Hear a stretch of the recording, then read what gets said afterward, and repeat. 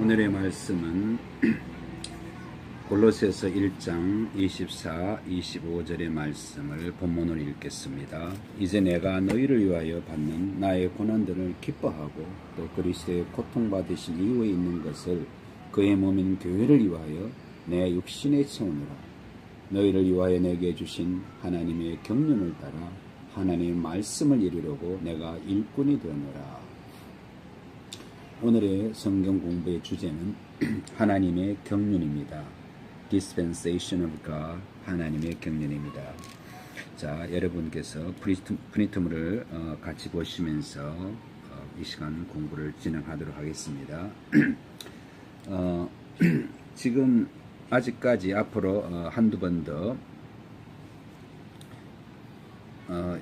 다룰 성경 공부에 관련된 부분과 관련하여서 지금은 사실은 성경의 기초적인 성경 공부를 지금 시작하고 있습니다. 그래서 성경은 아주 기본적인 얘기입니다. 성경은 하나님, 또 인간의 타락, 구원의 방법, 또 각 시대에 따른 하나님의 계획과 목적, God's plan and purpose in the ages, 자, 이런 것들을 보여주는 계시의 책입니다. Revelation, 계시의 책입니다. 자, 그러면 자, 우리가 본문으로 읽은 골로새서 1장 24, 25절에 나오는 말씀 중에 내게 주신 하나님의 경륜을 따라. 자, 이 말씀이, 이 표현이 너무너무 바울 사도의 은혜의 복음을 이해하는 데는 중요한 키워드이기 때문에 이거를 중심으로 오늘 이 시간 다루도록 하겠습니다. 그래서 자, 일반적인 성경의 내용을 지금 먼저 말씀을 드립니다. 성경이 다루고 있는 것들이 어떤 것들이냐? 네 가지 인격, four persons, 아버지 하나님, 아들 하나님, 성령 하나님, 그리고 사단이 등장하는 것입니다. 이 네 가지 우리가 사단을 제외하고서는 성경 전체를 이해하는데 이해할 수도 없고 이해가 불가능한 겁니다. 두 번째는 뭐냐? 세 가지의 장소가 등장합니다. 하늘, 땅, 지옥. 그 다음에 세 번째 중요한 개념입니다. 세 부류의 백성이 등장합니다. Three classes of people. 유대인, the Jew, 유대인이 있고요. 구약은 유대인 중심의 역사입니다. 그 다음에 이방인, the Gentile. 그 다음에 신약에서 등장하는 하나님의 교회, the Church of God. 이 세 가지 개념이 정립이 안 돼 있으면은 여러분은 성경, 특히 신약의 은혜의 복음을 이해하는 데서 너무나 오류를 범하기 쉬운 그런 상황들이 등장을 하는 것입니다. 그래서 제가 하나의 자료를 보여드릴 텐데요. 이 세 부류에 관련돼서 유대인들이 성경을 어떻게 보고 있느냐? 유대인들은 유대인의 관점입니다. 유대인의 관점은 Age of Law, 율법 시대와 그 다음 뭐냐? Kingdom Age, 왕국 시대라는 두 가지 개념밖에 가지고 있지를 않습니다. 그렇기 때문에 우리가 신약에서 바울 사도와 그 다음에 베드로 사도가 다루는 부분을 이해하는 데서 이것은 아주 기본적인 토대가 되는 개념이기 때문에 먼저 여러분에게 말씀을 드립니다. 그래서 다시 본문을 돌아왔어요. 세 가지 우리 백성이 있다는 걸 잘 기억하십시오. 유대인, 이방인, 하나님의 교회. 자, 또 하나, 성경에 계시는 점진적이다. Progressive Revelation. 무슨 말인가 하니 성경 하나님께서 어떤 한 사람에게 모든 것을 다 계시로 보여주지 않았다는 것입니다.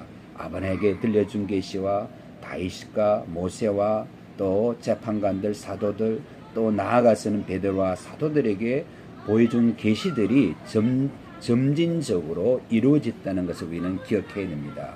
자, 다음으로 구약과 신약은 분리된 별개의 책이 아니라는 것, not separate and distinct. 신약은 구약 속에 포용되어 있고 enfold란 말은 감싸져 있다는 것입니다. 구약은 신약 속에서 펼쳐진다, unfolded. 나타난다는 것입니다. 그렇기 때문에 레이게는 히브리서가, 다니엘서는 요한계시록이, 6월절이나 이사야 53장의 말씀들은 사복음서가 없이는 이해할 수가 없습니다. 그래서 두 책은 분리될 그런 성질이 아니라는 것입니다. 또 다음으로 성경은 하나님으로부터 온 계시이지만 초인간적이거나 천상, 하늘나라의 언어로 기록되지 않았다는 것입니다. 자, 이게 중요한 개념입니다. 그렇기 때문에 만약에 그렇게 됐다면 우리 인간들은 하나님의 계시를 이해할 수가 없는 것입니다.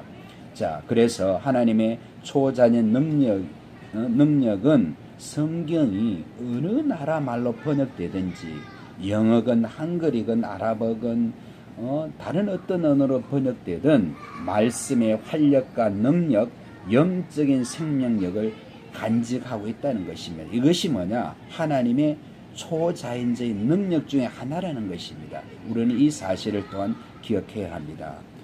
다음으로 성경 언어의 세 가지 종류가 대해서 말씀드립니다. 자, 첫째는 비유적, figurative, 비유적인 말씀이 있고요. 상징적인, symbolic, 그 다음에 문자적, literal, 이 세 가지 언어로 기록이 되어 있습니다. 비유나 상징 언어로 말씀한 경우 전후 문맥이나 성경의 다른 부분을 통해서 알 수 있도록 성경은 배치를 해놓고 있습니다. 그래서 여러분께서 고린도전서 2장 13절의 말씀입니다. 또한 우리가 그것들을 말하되 인간의 지혜가 가르치는 말로 아니하고 성령께서 가르치는 말로 하나니 영적인 일들을 영적으로 비교하여 말하느라. 중요한 개념입니다. 자, 영적인 일들을 영적으로 비교한다. 이것이 바로 우리가 성경을 공부하는 태도인 것입니다. 자, 가장 중요한 성경의 공부하는 태도를 지금 말씀하고 있습니다. 킹 제임스 영어의 성경 comparing spiritual things with spiritual 나오겠습니다. 이 개념을 기억하십시오. 다음으로 뭐냐? 성경에서 비유나 상징을 제외한 자, 문자적인 표현은 일반적인 문법과 수사법에 따라 해석되어야 된다. 무슨 말인가 하니 다른 일반 책들을 볼 때와 같이 기록된 그대로 받아들여야 된다. 이것이 무엇인가 하니 바로 문자적으로 성경을 받아들이라는 것입니다. 이것이 성경 해석의 중요한 기반입니다. 성경을 은유적으로 allegorize, 은유적으로나 영적으로 spiritualize, 그렇게 그릇되게 해석해서 나온 결과가 무엇이냐? 바로 많은 이단 교파들이고 교리가 발생되었다는 것입니다. 자, 그것이 우리가 성경 다시 한번 정리하면은 성경은 자, 은유나 비유나 상징이 아닌 경우에는 성경 있는 그대로 직접 문자로 받아들여야 된다는 거, 이 중요한 사실을 잘 기억하시기 바랍니다. 그 다음에 성경이 하나님 책이냐 사람의 책이냐? 자, 디모데후서 3장 16절에 있는 말씀입니다. 성경은 하나님의 영감으로 주어졌다고 그랬습니다. 하나님의 영감, 사람이 생각으로 엮되는 것이 아니라는 것입니다. 그래서 이 성경이 뭐냐? 하나님의 책이라는 것입니다. 또 하나 뒷받침하는 것은 뭐냐? 성경은 아브라함, 야곱, 모세, 다윗, 솔로몬과 같은 위대한 인물들의 자, 모든 죄, 곧 어리석음이나 배반, 교만, 간음, 비겁, 살인, 음욕 등을 가혹할 정도로 상세히 기록하고 있습니다. 그래서 이스라엘 백성의 역사는 뭐냐? 배은망덕하고 우상 숭배와 불신과 반역으로 점철된 굴욕적인 모습으로 기록하고 있습니다. 이것이 바로 성경 구약의 역사여 구약의 실제적인 모습, 맨 얼굴인 것입니다. 자, 그럼 왜 그렇게 기록할까를 여러분 기억하셔야 됩니다. 성령의 인도함이 없었다라면 유대인들은 자신들의 조상들이 범한 범죄들을 그들의 역사책에 그렇게 상세하게 기록하지 않았다는 것입니다. 자, 이것은 무엇을 말하는가 하니 이 성경이 바로 유대인만을 위한 책이 아니라는 증거가 되는 것입니다. 또 신약에서 베드로후서 1장 21절인 말씀입니다. 예언은 예전에 사람의 뜻에 따라서 나온 것이 아니요 오직 하나님의 거룩한 사람들이 성령으로 감동을 받아 말한 것입니다. 성령으로 감동을 받아 기록됐다고 말씀하고 있습니다. 그래서 자 보십시오. 주께서 말씀하시기를 또는 주께서 말씀을 이르시되 주께서 이같이 말씀을 하느니라 이런 표현들이 구약 전체에 2000번 이상 넘게 나온다는 것입니다. 이것은 뭘 말하는 것입니까? 사람이 기록한 것이 아니라 주님께서 이렇게 말씀하신 대로 기록됐다는 것입니다. 그래서 성경은 다시 말해서 사람의 책이 아닌 하나님의 책이라는 것입니다. 자, 그렇다면 영감과 계시와 조명이란 말이 나오는데 이 세 가지 차이점이 무엇일까? 성경의 영감, inspiration이라는 말은 정확한 하나님의 말씀, exact words of God. 자, 정확한 하나님의 말씀이 성령에 의해 성경 기자, 성경 기록자입니다. 선지자에게 전달되는 것을 말하는 것입니다. 정확한 하나님의 말씀을 성령에 의해서 전달됐다는 것입니다. 그래서 그 다음으로 계시라는 것은 인간의 지혜로는 도저히 알 수 없는 것들, 즉 하나님 속에 감춰진 것들을 인간에게 보여주는 것을 말합니다. 그래서 성경 계시는 요한 계시록에서 끝이 났습니다. 더 이상 인간에게 계시를 통해 성경을 첨가하는 일은 없다는 것입니다. 그 다음으로 영적인 조명, 자, spiritual illumination, 영적인 조명은 성령께서 믿는 자의 역사함으로써 성경을 이해할 수 있는 영의 눈이 뜨이게 하는 것을 말합니다. 즉 지각을 열어주는 것을 말하는 것입니다. 우리가 성경 공부할 때 우리가 기도해야 될 그 목표가 바로 뭐냐? 영적인 조명을 열어달라고 우리는 기도해야 되는 것입니다. 자, 이제 오늘 다루는 주제가 되는 경륜에 대한 말씀을 나눠보겠습니다. dispensation, 특히 이제 경륜이라고 많이 번역을 하고 있습니다. 하나님의 경륜은 하나님의 원칙과 비교되는 개념으로 하나님의 원칙이 하나님의 인격과 속성, 하나님의 캐릭터 혹은 속성이라는 nature라고 말하고 있는데요. 그런 속성을 나타내지만 하나님의 원칙은 하나님의 경륜은 뭐를 나타내느냐? 하나님이 그분의 창조물, 특히 창조물 중에서 인간을 다루는 방식을 말합니다. 이것이 경륜의 정의입니다. 인간을 다루는 방식입니다. 자, 이 디스펜션의 근본적인 뜻을 보면 동사 dispense에서 나온 말인데요. 나누어 주는 행위, the act of dealing out. 하나님이 하나님의 사람을 써서 하나님의 사람에게 하나님의 계시를 나누어 주는 행위, 이것이 바로 분배되는 그 내용, 분배되는 행위가 바로 경륜이라는 것입니다. 그것은 시간적인 기간, period of time을 말하는 것이 아니라는 것입니다. 경륜이나 한국말로 계획 등으로 번역이 되고 있습니다. 성경에서 이 경륜이라는 단어가 킹제임스 성경에서 3번 등장합니다. 자, 그런데 이 바울 사도에게 주신 계시를 이해하는 데서 이 경륜이라는 단어는 필수적이고 핵심적인 단어가 됩니다. 자, 성경은 잘 들으십시오. 완전한 통일성을 이루고 있는 유기체이다. 자, 이게 무슨 말인가 하니 제가 피터 럭 목사님의 계시록 주석서에서 이런 말씀을 한 부분이 있습니다. 성경은 스위스 시계의 구조보다 더 정교하다. 그것은 인간의 몸보다 더 놀랍도록 구성이 되어 있다. 킹제임스 성경을 150번 이상 읽은 이 럭 목사님이 이런 이와 같은 증언을 하고 있는 것입니다. 성경이 인간보다 놀랍도록 구성이 되어 있다는 것입니다. 그런데 주의할 부분은 뭐냐? 이 유기체에서 서로 연결된 한 가지를 끊어버리거나 변경하면 성령께서 주시는 진리의 맥이 차단이 되는 것입니다. 여러분께서 삼각형이 있는데 삼각형의 한 변을 끊어버렸다고 생각해 보십시오. 그러면 그 삼각형은 더 이상 삼각형의 힘을 받을 수가 없는 것입니다.